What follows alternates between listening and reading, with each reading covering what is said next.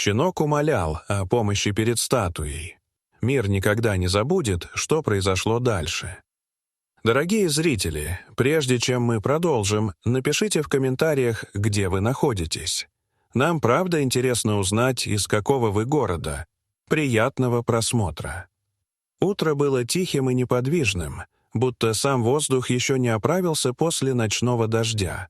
Камни старой площади блестели от влаги, отражая бледное небо и очертания редких облаков, а запах сырости смешивался с морской свежестью, тянущейся от бухты. Вода еще стекала тонкими струйками по ржавым водостокам, а в лужах плавали желтые листья, сорванные недавней бурей. В центре площади возвышалась древняя статуя женщины. Она стояла в длинных одеждах с чуть склоненной головой. Ее лицо было строгим, но исполненным мягкой печали, словно хранило память о многих судьбах. Камень, выветренный годами и штормами, потемнел, покрывшись мхом в трещинах, но от фигуры исходила особая сила, словно от хранительницы, веками наблюдавшей за жителями города, их радостями и бедами. У ее подножия произошло нечто странное. Крошечный щенок, не старше 2 месяцев, стоял на задних лапках, дрожа всем худеньким телом. Передние лапки он прижимал к груди, будто в молитве. Его шерсть была тусклой и спутанной, ребра проступали под кожей, глаза, слишком большие для такого крошечного лица, блестели слезами. Он смотрел вверх, прямо на каменное лицо женщины, словно искал защиты у немой заступницы. Тишина площади нарушалась лишь его жалобным поскуливанием.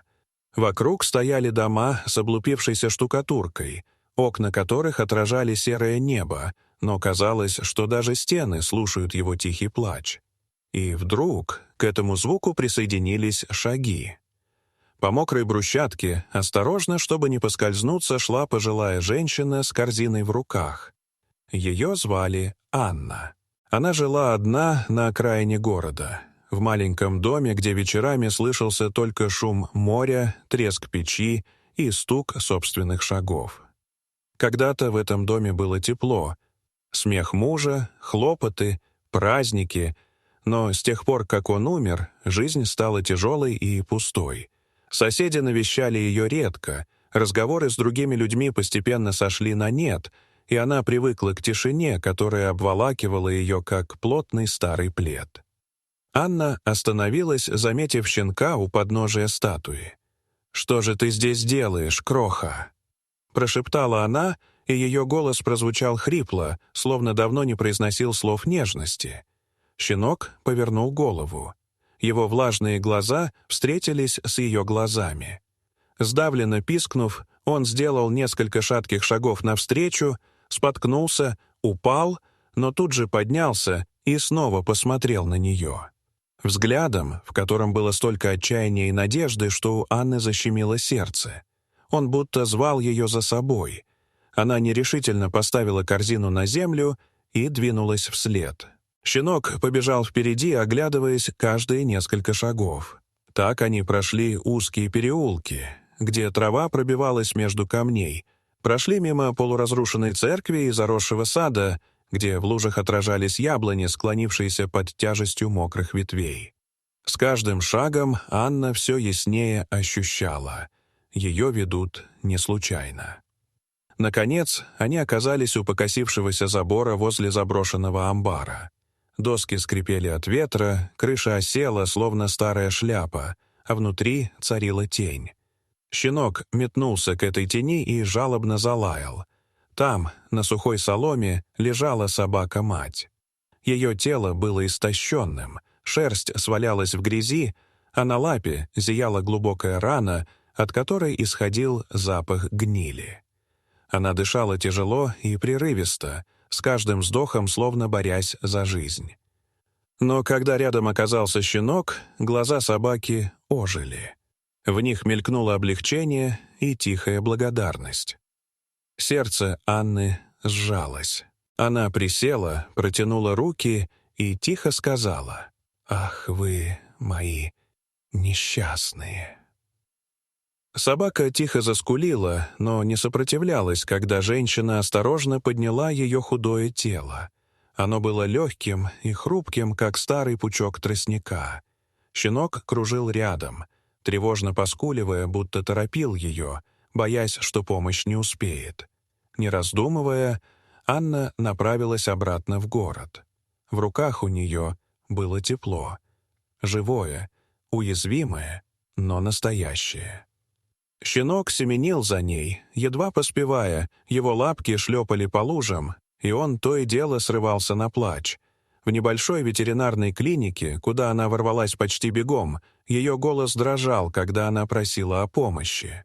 Молодой врач, привыкший к бедам, посмотрел на нее с вниманием и сразу принялся за дело. Бинты, антисептик, шприцы, уверенные, но заботливые руки. Анна ждала в коридоре, сидя на деревянной лавке, а щенок прижимался к ее ноге, иногда поскуливал и облизывал ее пальцы, будто просил держаться.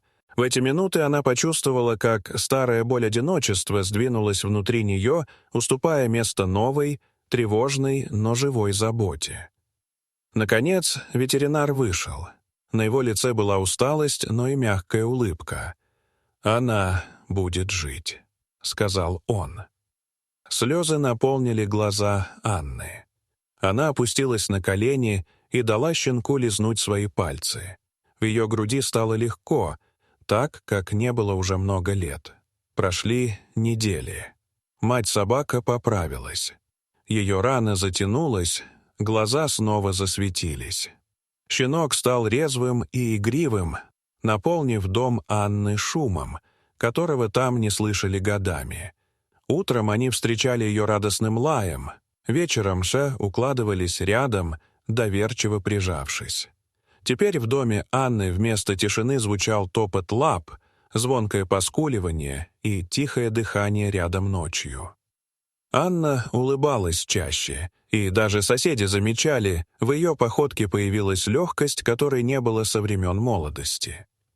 Однажды вечером, когда закатное солнце золотило море, Анна сидела на крыльце. Мать-собака лежала у ее ног, щенок свернулся клубочком у нее на коленях, и от их тепла казалось, что исчезли все холодные годы одиночества. Она гладила их и тихо шептала: «Вы спасли, и меня тоже». И каменная женщина на площади, хранительница города, будто улыбнулась невидимой улыбкой, зная, что ее чудо исполнилось. Дорогие зрители, что вы думаете об этой истории? Расскажите, пожалуйста, в комментариях. А если вам понравилось это видео, то ставьте лайк и подписывайтесь на наш канал. До свидания.